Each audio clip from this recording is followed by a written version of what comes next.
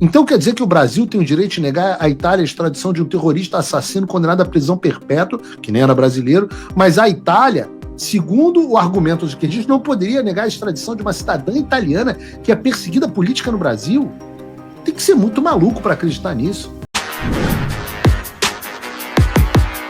Olavo Edu Carvalho, melhor canal de corte do YouTube.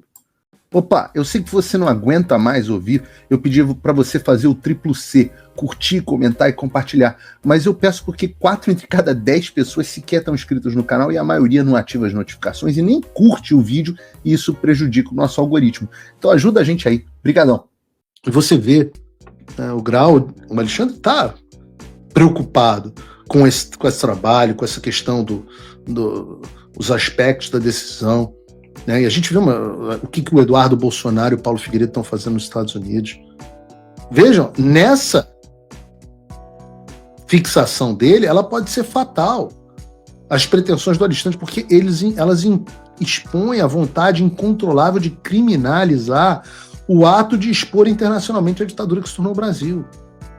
O que botou o Alexandre na decisão? A ré condenada afirmou ainda que adotará o mesmo modus operandi utilizado pelo deputado Eduardo Nantes Bolsonaro, investigado nessa Suprema Corte no inquérito 4995/DF pelos crimes de coação no curso do processo, obstrução de investigação e infração penal que envolva organização criminosa e abolição violenta do Estado de Direito. Ou seja, ele dá a Carla Zambelli todas as provas documentais que ela precisa para provar que essa prisão é ilegal e motivada por fins políticos. Afinal, adotar o modus operandi do Eduardo Bolsonaro, que consiste em ter conversas amigáveis com representantes de governo estrangeiros, como os Estados Unidos, não é crime no Brasil, não é crime nos Estados Unidos e não é crime em lugar nenhum da Europa. Ou seja, o Alexandre confessa a motivação política da prisão. Sabe quando é que a Interpol vai aceitar esse troço? É só porque eu não sei se a Carla vai ter dinheiro para contratar um advogado de Interpol, que é um outro problema que ela tem que resolver. Eu espero que vocês nos ajudem. Mas ninguém, é música no Fantástico, é riso, é cacota mundial. Além disso, ele, que é o pseudo-juiz, em vez de se ater aos fatos sobre os quais ele está decidindo, ele já antecipa as condutas que ele considera criminosas antes da Carla Zambelli ter feito. E por isso que eu digo que é uma decisão porca. Porca, isso aí não para de pé em nenhum país civilizado. E não para de pé mesmo, porque é uma prisão completamente sem fundamento legal. Ora, o parágrafo 2º do artigo 53 da Constituição diz: desde a expedição do diploma, olha o texto claro, desde a expedição do diploma, os membros do Congresso Nacional não poderão ser presos, salvo em flagrante de crime inafiançável. Nesse caso, flagrante de crime inafiançável, os autos serão remetidos dentro de 24 horas à casa respectiva para que, pelo voto da maioria dos seus membros, resolva pela prisão. Ou seja, a única circunstância em que um membro do Congresso pode ser preso é em flagrante de crime inafiançável. Nesse caso, os autos têm que ser enviados para câmaras que em 24 horas vota pela manutenção ou não da prisão. Inclusive, eu ouvi dizer, vamos ver se vai acontecer, que o Hugo Mota vai botar a questão para ser votado. E aqui eu digo, eu faço um apelo ao presidente Hugo Mota, isso não se trata de gostar ou não da Carla Zambelli, mas de defender as prerrogativas do poder legislativo. Ontem eu critiquei, pontualmente, porque também elogiei, porque acho uma pessoa incrível, mas hoje eu quero parabenizar o deputado Nicolas Ferreira, que eu critiquei o não posicionamento em relação ao Eduardo, mas hoje eu parabenizo o posicionamento em favor da Carla Zambelli. Disse assim o Nicolas Ferreira: a Constituição só permite a prisão de deputados em caso de flagrante de crime inafiançável e ainda assim determina que a Câmara dos Deputados decida sobre a legalidade da prisão em até 24 horas. Mesmo assim, o ministro Alexandre de Moraes decretou a prisão preventiva da deputada Carla Zambelli sem flagrante, sem crime inafiançável e sem autorização da Câmara. Você não precisa gostar dela para admitir que isso é um ato ilegal. Também ordenou o bloqueio do salário e das verbas de gabinete, a retirada das redes sociais da mãe e do filho da parlamentar, impôs multa por postagens e acionou a Interpol. O presidente da Câmara Hugo Mota PB, @ tem o dever constitucional de submeter a decisão ao plenário. Não se trata de proteger uma pessoa, mas de defender o Estado de Direito. E eu acrescentaria o poder legislativo diante de mais uma grave violação das garantias constitucionais. Eu repito, eu poderia ter escrito esse texto, Nicolas. Concordo com todas as vírgulas. Hugo Mota tem o dever, e eu ouvi dizer que fará, de submeter isso ao plenário. O que vão fazer? Vão forçar um flagrante perpétuo, como fizeram com Daniel Silveira? Ninguém compra essa história. A Globo News até botou um advogado para comentar o assunto e tomou um revés gigantesco, que o cara falou que não tinha como ter flagrante nesse caso. Vejam só vocês, a Globo News. Para a gente entender que nós aqui leigos, né, Ana aqui também comigo, levantando essas dúvidas sobre a diferença da prisão por condenação e a eventual preventiva. Só para deixar claro, não precisa.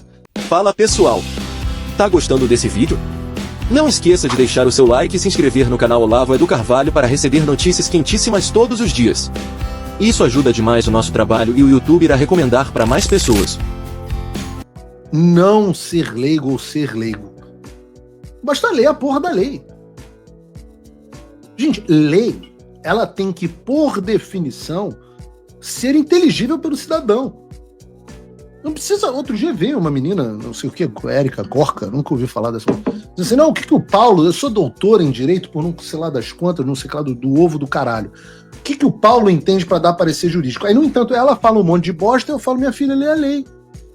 Então, apresentador, você pode ser leiga e até dizer que é leiga, mas tá escrito.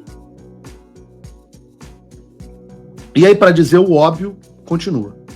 O senhor diz que não pode ter preventiva para parlamentar, a não ser que haja autorização a isso, a não ser que haja autorização do Congresso. Correto. Então, mas a prisão em flagrante também não precisa ser pedida, porque o flagrante, em tese, qualquer um pode fazer a prisão em flagrante. Então, aqui está uma dúvida, a gente fica com uma dúvida. Se a PGR pediu a preventiva, ela estaria pedindo algo que não é usual ou ela poderia estar pedindo uma prisão em flagrante para o STF? Mas flagrante de qual crime, Júlia? A invasão ao CNJ já foi há muito tempo. O porte de arma foi na data da eleição. Isso que o senhor colocou, que, por exemplo, tentar constranger os fundamentos, né, para preventiva, porque aí não seria preventiva não flagrante, mas no caso da preventiva, coagir testemunha ou fugir, né? Não serviria para o flagrante, obviamente. Não, então o flagrante é aquele crime que está acontecendo, como, digamos, intuitivamente nós entendemos a palavra. Né? Um doutor. Existem alguns crimes que, pela estrutura dele, eles se desdobram no tempo. Então, o exemplo mais óbvio é o sequestro, o cárcere privado. Enquanto o sujeito está preso, o crime está sendo reiterado, continuado, estendido. No caso do Delcídio, eles empregaram essa ideia para a organização criminosa. Né? Enquanto o sujeito é membro do Comando Vermelho, do PCC... Ele do Brasão também, não? Membro. Do Brasão também, Domingos Brasão. Eu acho que no caso do Brasão forçaram um flagrante por obstrução, né? Que haveria ali ingerência dele para impedir as investigações. Então, veja. A Júlia quer que tenha um flagrante. Você vê a torcida dela e dessa não sei o que, Flor. Há uma torcida ali, pô, tem a flagrante. O cara diga que tem a flagrante. Acho bacana, quase bonitinho. De um jeito ou de outro, o Supremo encontrou um crime que estava acontecendo naquele momento, né? Ou que era, por sua natureza, permanente, organização criminosa. Eu não vejo nenhuma das duas hipóteses para o caso da Carla Zambelli. Então vai ser difícil encontrar um fundamento. Agora, o professor Paulo Bonet é um professor, entende direito constitucional, ele não faria um pedido estapafúrdio. Não, então que ele vai ter... Não. Pelo amor de Deus. Paulo Gonet vai fazer um pedido de estapafúrdio? Não. Aquelas 34 pessoas denunciadas, a retirada das redes sociais, a derrubada do X. Não. Paulo Gonet não faria um pedido estapafúrdio. Tentar encontrar um amparo jurídico para dizer que também, neste caso, há uma excepcionalidade. Esperemos o pedido do procurador. Isso. Esperemos o pedido, inclusive a gente confirmou, a nossa equipe, como a gente dizia, Camila Bonfim, Turolo, confirmaram que houve o pedido pela PGR, a gente ainda não teve acesso aos fundamentos. Houve pedido, não teve fundamento nenhum, você pode tirar. Houve pedido, não teve fundamento e houve decisão do Alexandre, eu li aqui o pedaço da decisão. Mas o meu ponto é que nem o cara da Globo News defendeu o flagrante. Então, quando você junta um pedido sem fundamentos, feito de maneira porca, aciona a prisão ilegal, qual é a expectativa que você acha que a Carla Zambelli vai ser colocada na difusão vermelha e extraditada pela Itália? País da qual ela é cidadã. Zero chance, zero. Ora, de novo, leiam a porcaria da lei. O artigo 26 da Constituição italiana diz que a extradição do cidadão só pode ser permitida se tiver expressamente previsto em convenção internacional, o que só vale para alguns casos dentro da União Europeia. Tá lá, o artigo 698 do Código de Processo Penal italiano diz que, abre aspas, vou ler para vocês, a extradição é admissível, desde que não contrarie os princípios do ordenamento jurídico do Estado, não prejudique os direitos fundamentais da pessoa, esteja prevista por convenções internacionais e, na ausência dessas, esteja fundada na condição da reciprocidade. Então, repito, a chance de atender o pedido de um foro altamente percebido no mundo inteiro como político é muito perto de zero. Eu já disse, o pessoal da internet, do STF, pode espernear o quanto quiser, mas é o que é. Ninguém leva mais vocês a sério. Nem a Interpol, nem os Estados Unidos, nem a Espanha, nem a Itália, ninguém. Mas tem tratado de extradição com o Brasil. Meu querido, assim, você que repete esses argumentos, entenda, primeiro de tudo, o artigo 3º do Tratado de Extradição entre o Brasil e a Itália prevê que cada país se reserva o direito de não conceder a extradição de seus próprios nacionais. Ou seja, o caso exatamente da Carla Zambelli. Mas é o caso, por exemplo, do Robinho.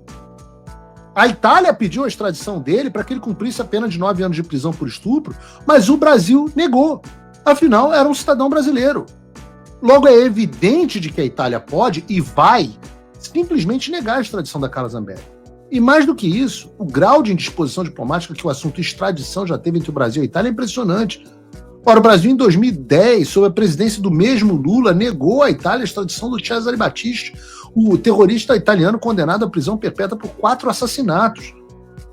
Então quer dizer que o Brasil tem o direito de negar à Itália a extradição de um terrorista assassino condenado à prisão perpétua, que nem era brasileiro, mas a Itália, segundo o argumento de que a gente não poderia negar a extradição de uma cidadã italiana que é perseguida política no Brasil? Tem que ser muito maluco para acreditar nisso. Se você, como eu, tá dormindo mais tranquilo agora que o Trump voltou à presidência, ótimo. Mas e o Brasil? Nosso país continua no buraco. A volta do Trump nos dá esperança, mas as coisas não vão se resolver sozinhas. Vai ser preciso muito trabalho, meu e seu. E não adianta xingar muito nas redes sociais achando que isso resolve alguma coisa. Não tem salvador da pátria. Não tem um político que vai resolver por você. A responsabilidade é sua. Eu larguei tudo para me dedicar a isso. E você? Como você pode ajudar sem abandonar as suas obrigações? Simples. Apoie quem está na linha de frente. Sem isso, esse trabalho simplesmente não continua. Acesse www.paulofigueiredoshow.com/apoie e com a partir de $5 por mês, garanta que isso siga em frente. Se puder ir além, torne-se meu patrono Gold e participe do meu grupo privado e ajude a definir as minhas próximas pautas. A diferença entre vencer e perder está na ação. Durma tranquilo, sabendo que você fez a sua parte. Faça o tal do triplo C. Curta, comenta, porque a integração do chat ajuda muito, e compartilhe. Você pode fazer essas 3 coisas que ajudam o algoritmo a aparecer. Mas eu não tô brincando não, pessoal. Dá uma paradinha agora de 1 segundo e clica no joinha, que às vezes essa pessoa já está acostumada a ouvir isso. Não, é importante que você faça isso, porque se você não fizer, inclusive atrapalha o vídeo. Parece que o vídeo é menos relevante.